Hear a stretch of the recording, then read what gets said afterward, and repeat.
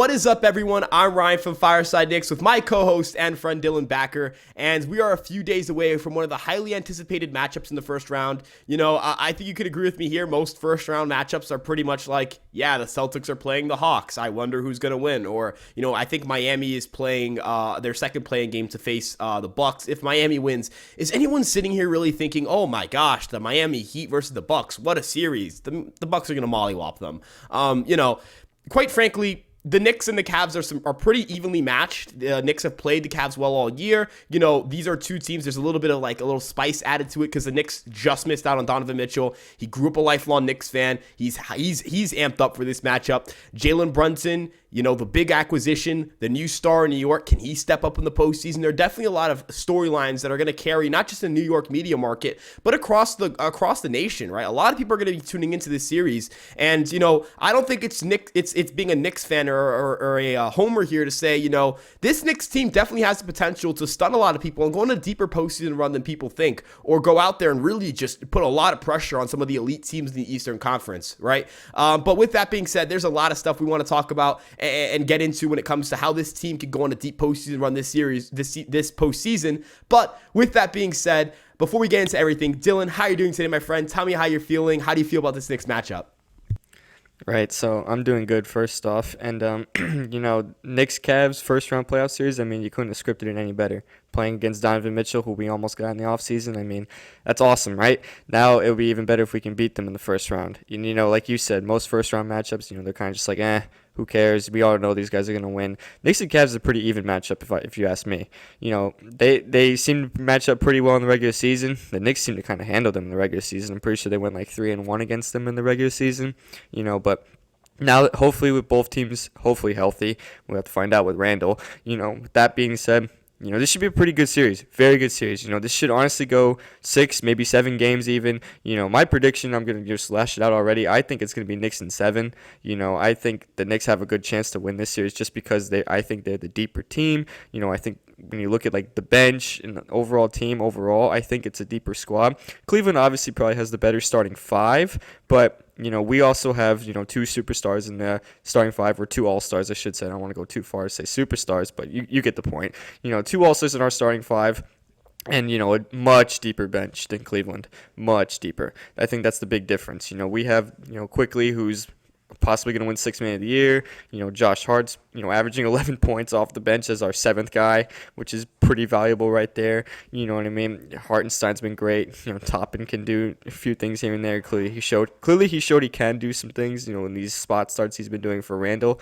Do I expect that to continue in the playoffs? Probably not, but, it was still encouraging to see nonetheless. But with that being said, I expect it to be a pretty good series overall. I do think this is a even matchup.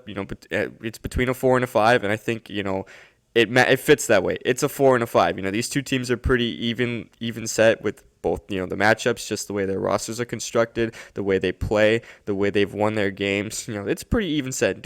Personally, though, I think the Knicks have a bit of an advantage here just because the Knicks are a better team on the road than Cleveland.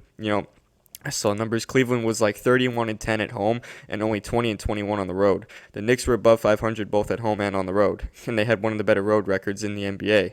So, looking at that, the Knicks definitely have an advantage here. If the Knicks have Randall, they'll be at an advantage. If they don't have Randall, obviously they won't be at the advantage, but if Randall does play game 1, this is just assuming Randall plays game 1. I like our chances in game 1 specifically. We're going to be on the road, I know, but I do like our chances just because of how well we've played on the road. Julius Randle has played better on the road. And the last matchup we had when Brunson gave Donovan Mitchell 48 points, that was very encouraging right there. Clearly it was a playoff preview matchup right there in that March game, and Brunson just balled out. He showed what he can do. And, last playoffs too, Brunson showed what he can do in the playoffs. Scoring 44 in a playoff game and, consistently putting up like 20 points, 30 points, all that stuff. Basically helping carry that Mavs team to the Western Conference Finals since Luka had missed a couple games in that playoff series last year. So those are some key things right there to keep in mind. And, those are definitely things that I think can help the Knicks win this series. As long as those guys just play up to what they've been playing at. You don't want them to take a step back. You want them to keep their foot on the gas and play at their highest level like they've been doing all year. You know what I mean? What is your take on that?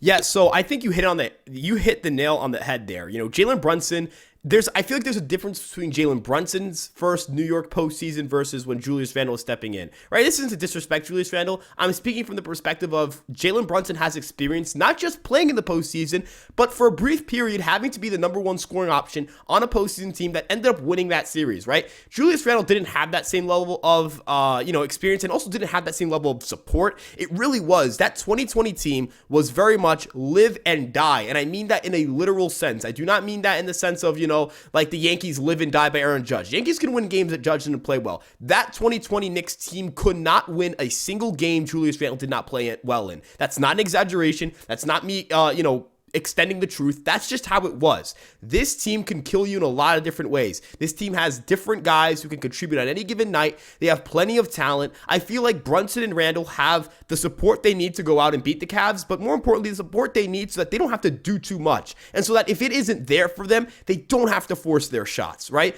And I know that Julius Randle has the reputation as a shot chucker or as someone who forces the game, and he does do that at times. I'm not saying that's not an inherent flaw in his game at times, but in a sense that's balanced out by the passiveness of a lot of guys in that lineup. I talked about this with Alex earlier in the week, and I think this is something that we can agree on. When Randle isn't in the lineup, you feel like, especially in some of those games to end the year, there are a lot of guys who just pass up open shots. And is that a bad thing all the time? No, you're trying to make the right basketball play, and sometimes that means not scoring at that second and letting, opening it up for a more efficient shot, right? But Julius Randle balances that out because he's going to take an open shot. Julius Randle is looking to score, and I think that's a good thing for this team.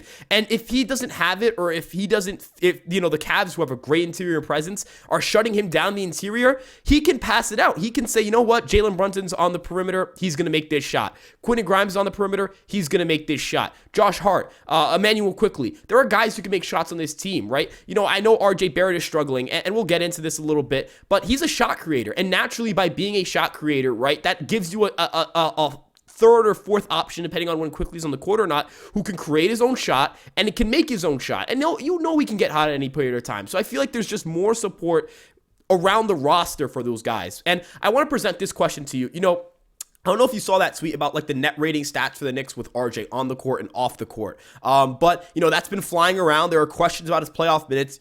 I'm not going to bench him in game one of a postseason series. I can't, it's not even just a financial investment thing. I feel like that's the wrong way to handle this. You have to know what you have in RJ Barrett in this postseason environment before you make any decisions on what you're going to do with him in the postseason. How do you think he can, what adjustments do you think he can make in this postseason series to have a successful series, and how important is it for him to just be a quality NBA player for this Knicks team? Right, so first off, I'm not benching him in game one. As much as RJ struggles here and there, we need him on the floor, and if he can play really well, we've seen what he can do, what he does when he plays really well. Then that's a benefit for us. If you bench him, you move him, now you're messing up chemistry in the starting five. You're messing up lineup chemistry, all that stuff. You don't want to do that in the playoffs. You know what I mean? And I know, like I said, I know RJ struggled here and there, but we do need him, and if he plays really, like I said, if he plays really well, that's awesome. Now, looking at that, do I think his minutes will decrease? Probably. I think they'll decrease a little bit, to be quite honest with you. I think we kind of seen it a little bit during the regular season toward the end.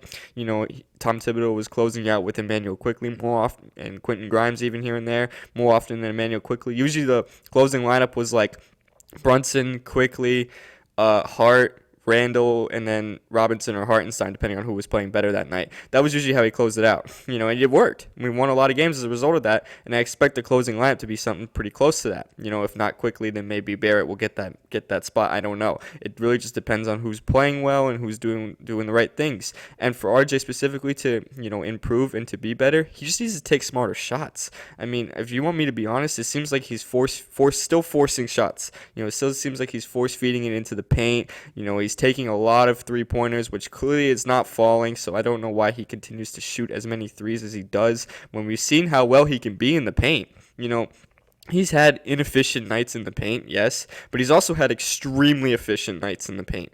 You know what I mean? He's very rarely had an extremely efficient night from three-point range. Very rarely. He'll have that one night where he'll randomly go like 6 of 6 from 3 or something like that, and then he'll never come close to that again. I think we kind of just need to realize RJ is not a good shooter. He had the 1 year where he shot 40% in 2020, but he hasn't really come close to that in any of his other years in the NBA. You know what I mean? So I think we need to kind of realize, That's not what he needs to be doing. He doesn't need to be shooting threes. He needs to be driving to the paint, attacking the basket. I remember a few weeks back, Tom Thibodeau said, like, oh, I want RJ to attack the basket more, cut those floaters out. And RJ did that, and he started scoring more as a result. He was scoring more in the paint and at a very high, much more efficient rate. Obviously the defense took a step back this year, and that's unfortunate. But if he can step it up just right now for the playoffs, that'd be amazing. You know what I mean? But basically, to wrap up the point, RJ just needs to take smarter shots, have a better shot diet, have a better understanding of the court around him, have better court awareness. Because he tends to do that little post up on the wings or the elbows, and then he'll spin into a double team and turn it over. He needs to cut that out of his game. He needs to stop doing that, especially with Cleveland's tough defense. You can't do that. It's just going to be turnovers nonstop, right? So basically, RJ just needs to have better awareness, take smarter shots, stop shooting threes, if you want me to be honest. Obviously, if he's open, I want him shooting the ball, but I also do not need him shooting 9 threes a game. I don't need him doing that. That's not what we have RJ Barrett on the floor for. We have him to attack the basket. We got guys that can shoot. We have Quentin Grimes. We have Jalen Brunson, Julius Randle, Josh Hart, even Emmanuel Quickly. Those guys can shoot. I know not all of them are the most efficient shooters. I know Brunson's really efficient, obviously, and Randle too. The other guys, they're kind of just decently efficient. They still can shoot the ball, though. You'd rather trust them with a 3-point shot than RJ Barrett, if you're asking me. That's what I would, I'd rather have all those guys shoot a 3 ahead of him, So what I want RJ doing is just attack the basket more. I know Cleveland has a tough interior presence, so I don't expect it to be easy for Barrett at all, but attacking the basket's his strength. So why not use your strength? Use your strength right now in the playoffs when we need you to be at your best level. If 3-point shot ain't falling, don't take as many. Don't hurt the team by taking more 3-point shots, hoping that one falls, because if you just keep doing that, we're just going to get down to a rut. You know what I mean? We need him playing at his strength, and we need him using his strengths, utilizing them. And hopefully he can step up the defense too, because, Cleveland has tough offensive players, Darius Garland, Donovan Mitchell, those guys. Not many people can stop those guys, right? But, any degree of holding them to any sort of degree would be great, as long as you're not letting them drop 50 every single night and, letting them just pummel you into the ground.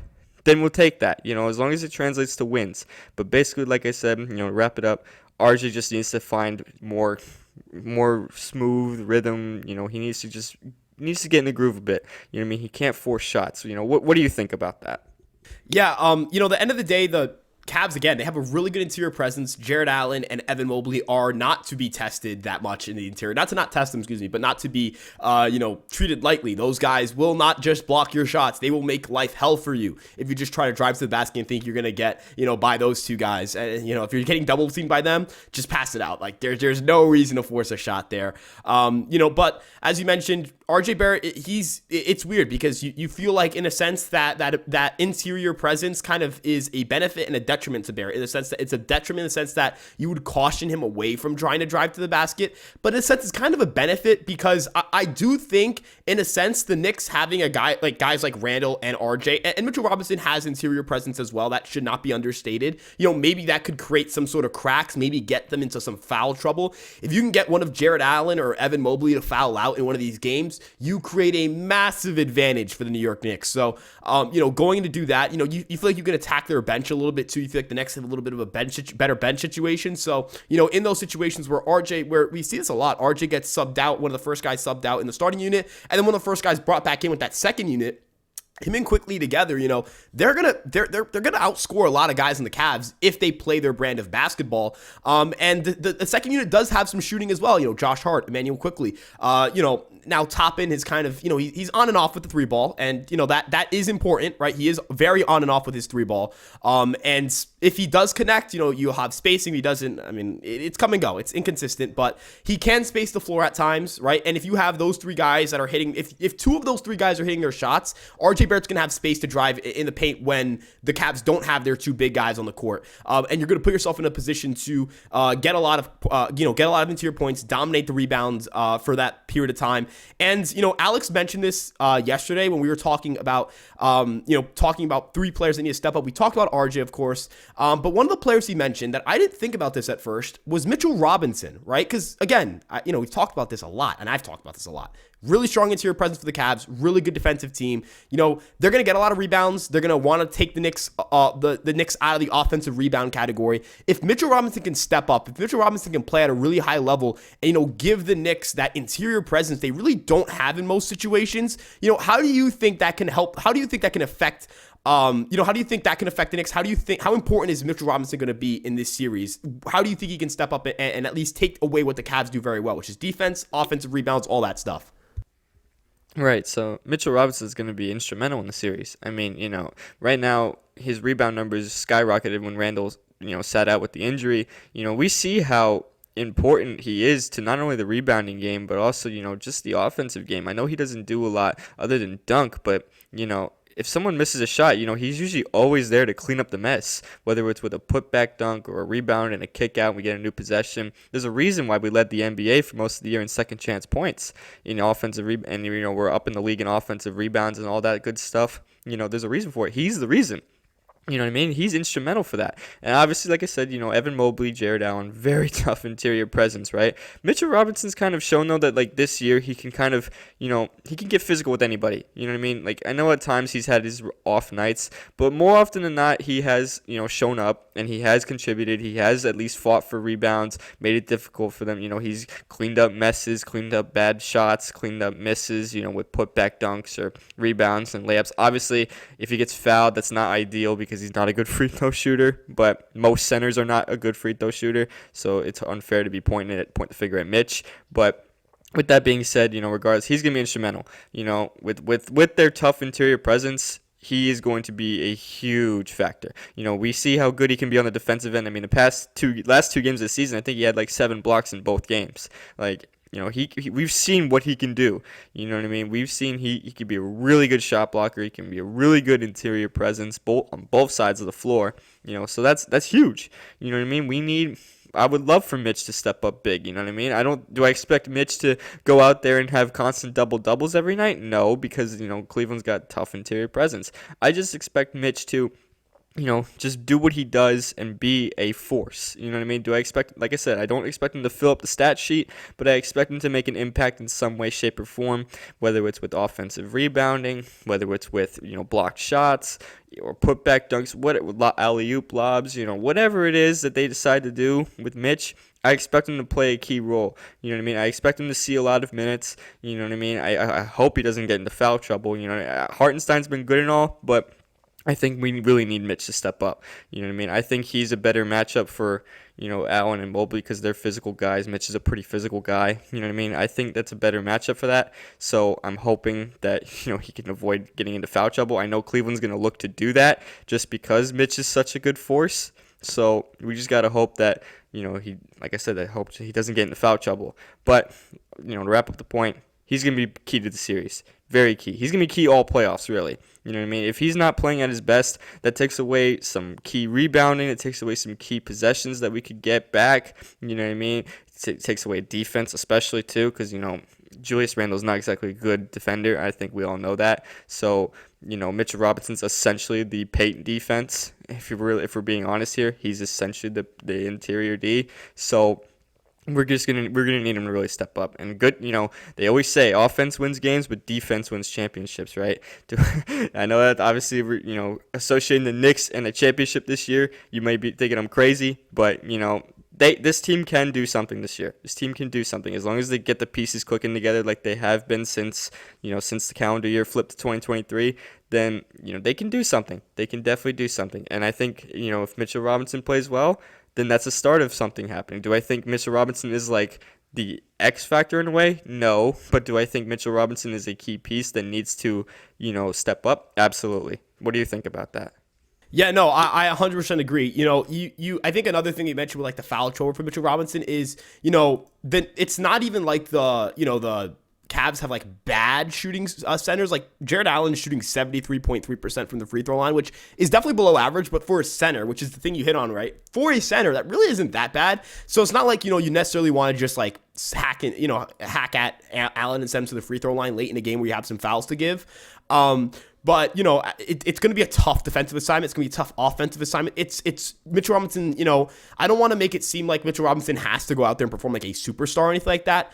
But man, if he can perform at a high level, I mean, it's really going to take away a lot of the big concerns you have. Because like, you're not stopping Donovan Mitchell from dropping a lot of points, right? That's not happening, right? Like, you're not going to, like, Trae Young, I know, dropped like 15 points a game last postseason, but that's like an anomaly, right? You know, that is a disaster class, right? That's like, you know, you look at that and you're like, wow, he really stunk it up, right? Mitchell, you're not holding Mitchell to 15 points. You're not holding Darius Garland to 10 points a game. Those guys are going to get their buckets. You have to, you know, not that you have to just let them get their buckets, but you have to be accepting of the fact that they're going to score a lot of points. It's what you can do to the other guys in that court. It's what you can do offensively. If Jalen Brunson, as we saw in the last game they played, if Jalen Brunson could go shot for shot with Donovan Mitchell, I'll take my chances with Julius Randle being able to go shot for shot with other guys on the team. But with that being said, you know, what do you know, I guess for final thoughts here, you know, the Knicks have, you know, this is, I think, as big of a postseason series in terms of not just, you know, win or lose, win and you go on, and lose, you go home. If you win here, if the New York Knicks are able to advance, you know, this is the first time they've won a playoff series in over a decade, right? Like, as a fan, like, I think this is more of like a fan conversation here now.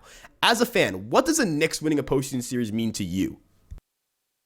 I mean, it means a lot, man. You know, I'm only 20 years old, and so I've barely seen any Knicks success ever in my entire life. You know what I mean?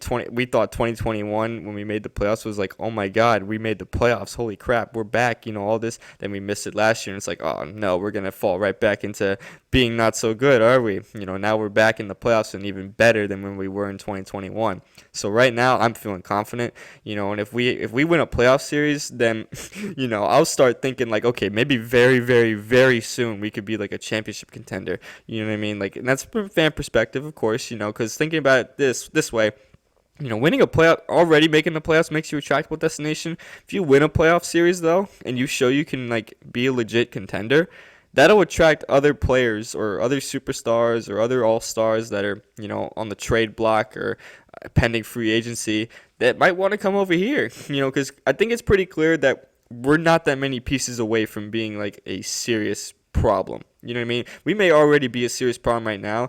I think we know that there are some flaws in this team right now. I think we all know that. But I do think we also need to realize that we're not that far away from being a contender than maybe we were last year. You know what I mean? Like, I mean, if you look at the roster right now compared to last year's roster, it's a significant improvement. You know what I mean? You cut Evan Fournier out of the rotation. You don't have Kemba Walker anymore.